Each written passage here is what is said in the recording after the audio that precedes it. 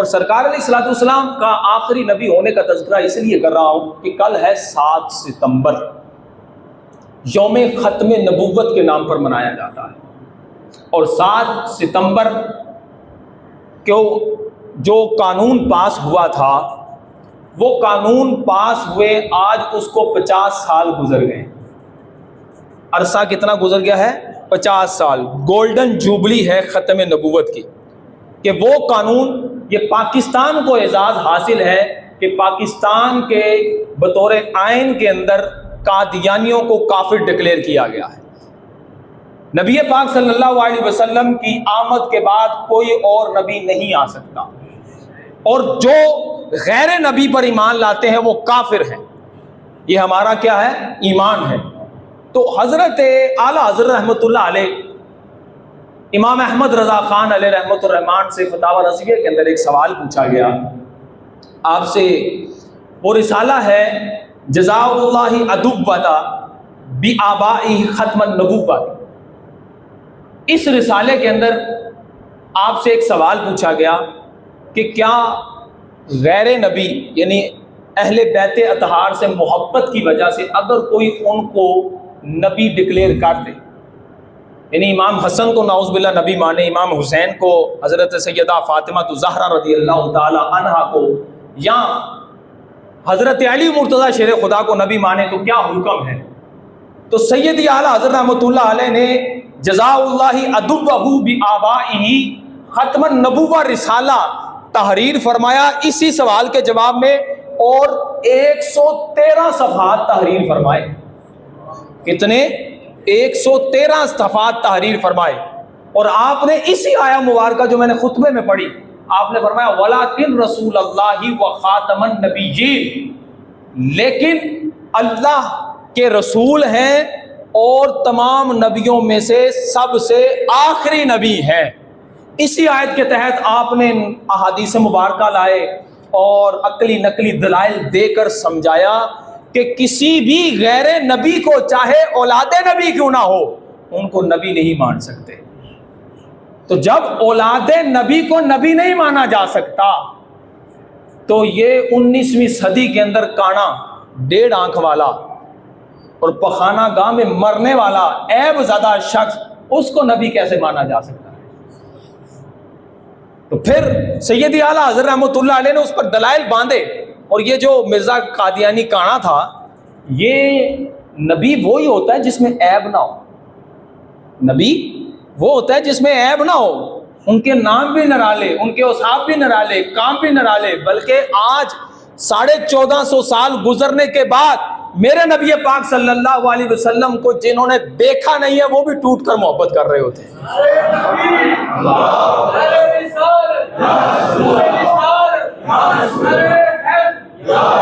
بلکہ عرب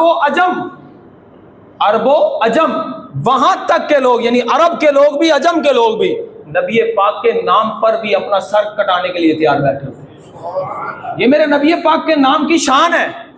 اور مرزا غلام قادیانی کانا، یہ آپ اس کو دیکھیں کہ آخری عمر میں اس کو پخانے لگ گئے، اور اس کی جو جنہوں نے سیرت تاریخ لکھی ہے اس کے اندر لکھا ہے کہ یہ مرا ہی پخانہ گاہ کے اندر تھا، اتنا بڑا عیب۔ اور پھر آخری عمر میں اس کو بھولنے کی بیماری لگ گئی تھی۔ تو جن کا نبی ایسا ہو، بتاؤ ان کے اپنے اوقات کیا ہو۔ میں نبوت کا آغاز ہوا، اور پھر 260 آئین کا جو 1973 کے اندر پاس ہوا، وہ آئین 1953 میں چلی تھی، 1973 میں جا کر آئین پاس ہوا، اور اس دوران علماء اکرام بھی شہید ہوئے، پابند سلاسل بھی ہوئے، آنسو گیس بھی پھینکی گئی، حکومت نے بڑے ہتھ کنڈے اپنائے، لیکن بالآخر جو اتنی بڑی تحریک ہمارے علماء، مشائخ اور بڑے بڑے بزرگان دین، شاہ احمد نورانی صدیقی جیسے، اور پیر سید جماعت علی شاہ صاحب رحمۃ اللہ علیہ جیسے، پیر قمر الدین سیالوی رحمۃ اللہ علیہ، انہیں بڑے بڑے عبدالستار خان نیازی رحمۃ اللہ علیہ، ان بزرگوں نے اس تحریک کی، یعنی سمجھ لیں کہ سربراہی کی، اور عوام اہل سنت کو اجاگر رکھا، اور ختم نبوت کا یہ عین پاس کیا کہ مسلمان کسے کہتے ہیں اور غیر مسلم کسے کہتے ہیں۔ یہ آئین کے اندر شامل کیا کہ نبی پاک صلی اللہ علیہ وسلم کو آخری نبی مانتا ہو بغیر مشروط کے، سرکار علیہ الصلوۃ والسلام پر آخری ہونے کا ایک عقیدہ رکھتا ہو. یہ عقیدہ جب یہ قانون پاس ہوا، اس قانون کے پاس ہونے پر شاہ احمد درانی رحمۃ اللہ علیہ خود اپنے بیان میں بیان فرماتے ہیں کہ جب یہ میں پارلیمنٹ میں پہنچا تو ایئر کنڈیشن بند تھے، سکتہ طاری تھا، اور میں اپنا مدعا پیش کر رہا تھا ختم نبوت پر پارلیمنٹ کے اندر. تو اس وقت مرزا ناصر جو اس کی اولاد میں سے تھا، وہ جو محاضر نامہ لے کر آپ بیٹھا ہوا تھا، کہتے ہیں کہ اسی پارلیمنٹ کی چھت سے، ویسے صفائی ستھرائی ہوتی ہے لیکن ایک دم پارلیمنٹ کی چھت سے ایک گندا پر، گندگی سے بھرا ہوا پر تھا ایک پرندے کا، وہ آیا اور آتے آتے سیدھا اس کے وہ جو پیج تھا اس کے اوپر آ کر گرا.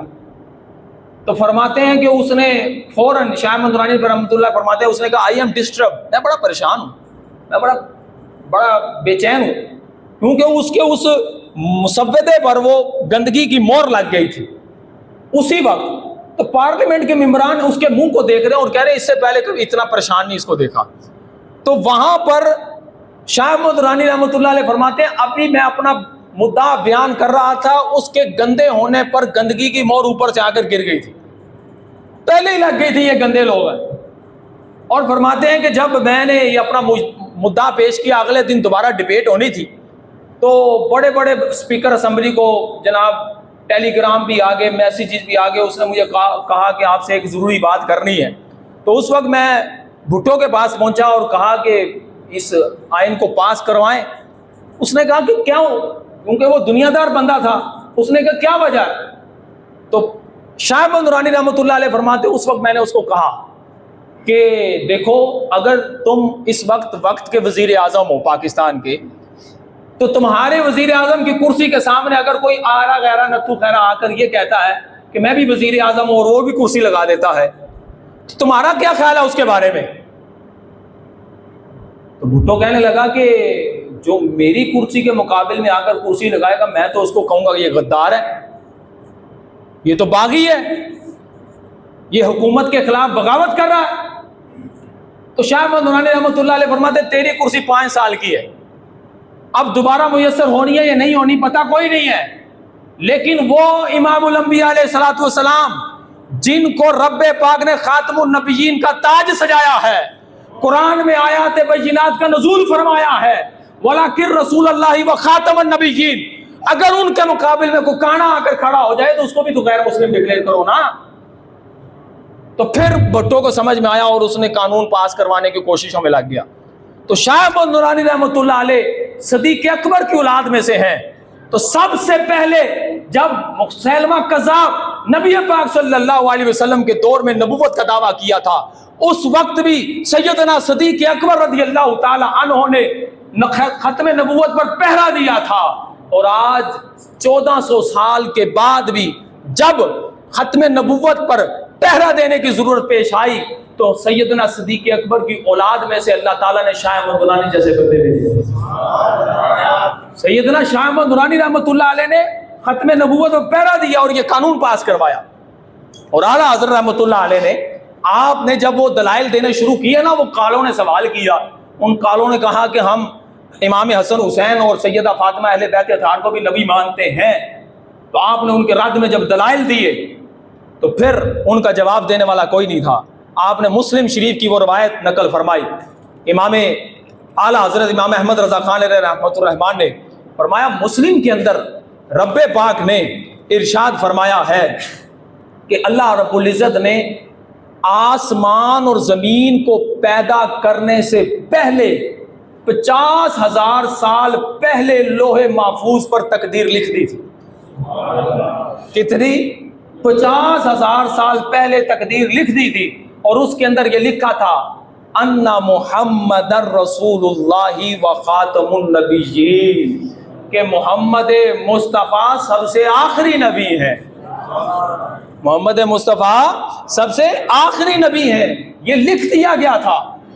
تو ہمارا یہ عقیدہ ہے کہ جب نبی پاک صلی اللہ علیہ وسلم کے مقابلے میں کوئی ایرا غیرہ نتو خیرہ جیسا بھی بندہ آ جائے، وہ نبی پاک کی تو کمال ذات ہے، کمال ہستی ہے، کہ جن کے بارے میں جب حضرت سیدنا موسیٰ علیہ نبی علیہ الصلوۃ والسلام نے آپ نے ملاحظہ فرمایا نا کہ ایک امت ہے کہ جو آنے میں سب سے آخر میں ہے اور حساب و کتاب میں اور افضلیت میں سب سے افضل، سب سے بڑھ کر ہے.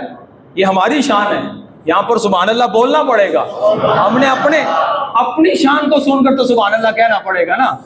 سیدنا موسیٰ علیہ کلیم اللہ علیہ نبینا علیہ الصلوۃ والسلام نے جب دیکھا نا کہ ایک امت ہے، ایک قوم ایسی ہے جو سب سے آخر میں آئے گی اور حساب و کتاب میں سب سے اول ہوگی اور سب سے افضل ہوگی، تو سیدنا موسیٰ علیہ نبینا علیہ الصلوۃ والسلام نے رب سے کلام کرتے ہوئے عرض کی، یا باری تعالیٰ یہ قوم، یہ امت مجھے عطا فرما دے. تو اللہ تعالیٰ نے فرمایا، اے موسیٰ نہیں، یہ میرے محبوب سب سے آخری نبی کی امت ہے. یہ سب سے آخری نبی کی امت ہے، یعنی یہ وہ امت ہے جو میرے رب اپنے محبوب کو عطا فرمائے گا. اور یہ امت کی شان ہے کہ امت نے نبی پاک کے نام پر بھی سر کٹانے کے لیے تیار بیٹھے ہوتے ہیں. یا رسول اللہ. اور پھر میرے نبی پاک صلی اللہ علیہ وسلم کی شان میں بڑے اوصاف ہیں ختم نبوت پر، جو اعلیٰ حضرت رحمۃ اللہ نے ایک دلیل یہ نقل فرمائی کہ جب اللہ تعالیٰ نے آدم علیہ نبینا علیہ الصلوۃ والسلام کو پیدا فرمایا تو آپ کو آپ کی اولاد دکھائی گئی. تو آپ نے جب اولاد دیکھی تو اس میں سے بعض کو بعض سے افضل پایا، بعض کو بعض سے افضل پایا. اور سب سے آخر کے اندر جب آدم علیہ نبینا علیہ الصلوۃ والسلام نے نورانی چہرے والا اپنا بیٹا دیکھا نا تو پوچھا، یا رب من ھذا، اے میرے رب یہ کون ہے، اے میرے رب یہ کون ہے. تو اللہ تعالیٰ نے فرمایا، آخر ولدک من الانبیاء، اے آدم انبیاء میں سے سب سے آخر میں تیری اولاد میں پیدا ہونے والے آخر زمان نبی ہیں. یہ سب سے آخری نبی ہے جو سب سے آخر میں تشریف لائیں گے. تو نبی پاک صلی اللہ علیہ وسلم کی تو آخری ہونے پر اللہ رب العزت نے قرآن میں، تورات میں، زبور میں، انجیل میں موریں لگا دی تھی. تو پھر بھی اگر کوئی ہتھ کنڈے پیدا کرے، اور اس واقعے سے ہم غور کریں کہ جب خلاصہ کلام بیان کر رہا ہوں، وقت کے دامن میں جگہ نہیں ہے، کہ سیدنا فاروق اعظم رضی اللہ تعالیٰ عنہ ایک مرتبہ صحیفے پڑھ رہے تھے تورات کے، آپ کے ہاتھ لگ گئے اور آپ ان کو پڑھ رہے تھے. تو نبی کریم صلی اللہ علیہ وسلم نے ان کو دیکھا نا تو آپ نے ناراضگی کا اظہار فرمایا، آپ کا چہرہ مبارک سرخ ہو گیا. آقا تو جہاں صلی اللہ علیہ وسلم کا چہرہ مبارک سرخ ہونے کے پر سیدنا فاروق اعظم رضی اللہ تعالیٰ عنہ گھبرا گئے اور بارگاہ رسالت میں عرض کرنے لگے، یا رسول اللہ حکم. فرمایا کہ تم پہلے نبیوں کی صحیفوں کو پڑھ رہے ہو، اور کیا اس کے بعد ابھی بھی موسیٰ علیہ نبینا علیہ الصلوۃ والسلام آ جائے تو تم ان پر ایمان لے آؤ گے؟ اگر تم ان پر ایمان لے آئے تو تم ہدایت کے راستے پر نہیں ہوگے. کیوں؟ اس لیے کہ میں سب سے آخری نبی، نبوت کا دروازہ بند کرنے والا ہوں. میں سب سے آخر میں آیا ہوں. اب جو بھی نبی آئے گا میری شریعت کی پاسداری کرتے ہوئے آگے تبلیغ فرمائے گا.